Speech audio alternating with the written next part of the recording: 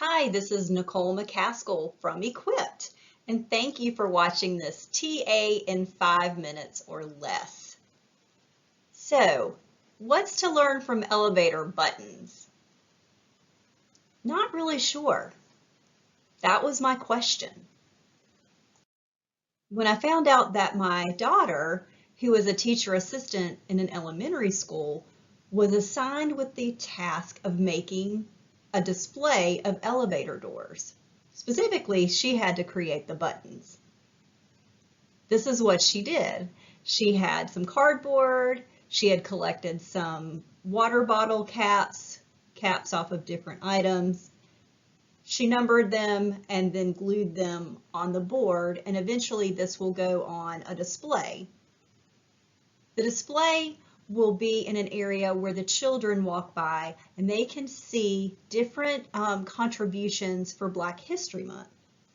Specifically for her assignment, it's about Alexander Miles. Alexander created automated elevator doors. Before his creation, someone had to manually open and close the elevator doors, which led to some problems and some safety hazards, if you can imagine. So Mr. Miles' contribution was extremely important, and his design is actually still incorporated in designs to this day. So then I started pondering, what kind of important information would young children gain from a display like this? We often see them in preschool classrooms, particularly during Black History Month. We'll see images of different people who have contributed and created or invented or designed or have done marvelous things. What can they gain from those images and those displays? What sort of conversations and topics come about? So I thought more about Alexander Miles, and I thought if this were displayed in a preschool classroom, it might be fun for the children to look at the buttons, look at the display, maybe have a picture of Alexander Miles with the elevator buttons to make it real. And if there was an actual elevator in a preschool program, I know some programs that are housed in like YMCAs or churches might have access to an actual elevator. It could even make the experience more real for them.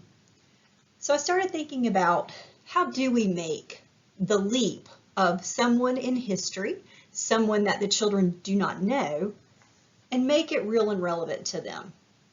Chances are many of the preschool children have been on elevators, seen them.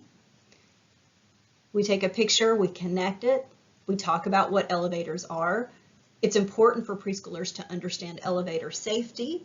We definitely do not want preschoolers to run and press a button and jump on an elevator unsupervised and, oh my goodness, now we don't know where they are. So that's an important conversation for preschool teachers and families to have. It's also a really great way to expose them to written numbers. And more often than not, we will see Braille numbers underneath the written numbers. So that's a great conversation. What is Braille? What's a Braille number? Why is it important? Why do we need it? There's also that thought process of written numbers being symbols. In this case, the symbol or the number 6 on an elevator panel or elevator door represents going to the 6th floor of a building. So there's that real life representation. The other piece of this is thinking about people and their work and how their work contributes to our community, how it helps us. And I think the other important message is that all people are creative. They can use their talents, help build a safe world, regardless of gender, regardless of race. All people have abilities and talents, and we want to recognize them. So even though we might talk about Alexander Miles during Black History Month, I think it's also perfectly great to talk about Mr. Miles' contribution anytime you might run across an elevator panel. I did not know about the work of Alexander Miles until my daughter's assignment, but now that I have that awareness and information, whenever I am in the company of a preschooler near an elevator, regardless if it's February or whatever month, I'm going to bring that up and maybe ask a few questions.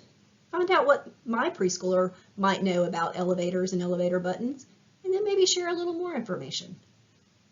Do you have other ideas? I'd love to hear them. Thanks for joining us for this TA in 5.